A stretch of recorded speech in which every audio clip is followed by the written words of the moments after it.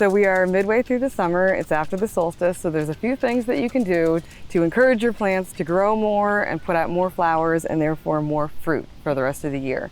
The first thing that you can do is make sure that you are keeping your plants aggressively picked. So this will encourage flowering, and they want to reproduce. That's what they're made to do. The more flowers, obviously, the more fruit, like these beautiful peppers.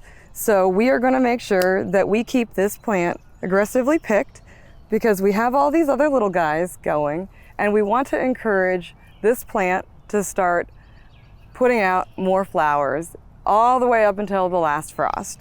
Also, be vigilant for animal damage. You can see here that the deer like these beans quite a bit.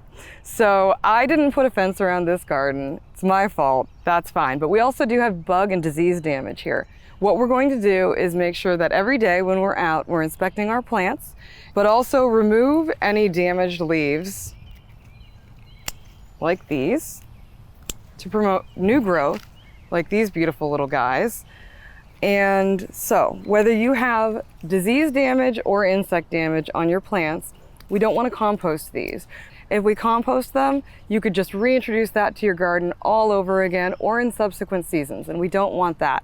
So if you're able to burn these. If not, make sure you tie them up in a garbage bag and get them off of the property as soon as possible. We also have some squash plants here, and the bugs have been after my squash plants.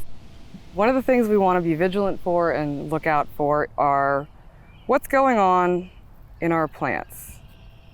Oh, this guy is a little bit wilted. I'm going to pull this open. This is a male flower, so I'm not going to hurt any squash. And you can see that we have some beetle damage. They're in there taking up residence, and this is something that we don't want. So what we're going to do to treat this, later on in the evening, I'm going to use diatomaceous earth and dust them. It will actually kill the beetles by dehydrating them. We want to do it in the evening because we don't want to hurt our bees. After the bees have gone to sleep, we'll be doing that. So in the heat of the summer, your tasks to keep in mind are making sure you're looking out for your bugs. You want to keep everything picked so that you have really great, robust flowers and get a great harvest at the end of the season. And making sure that you're paying attention to any damage or disease on your plants.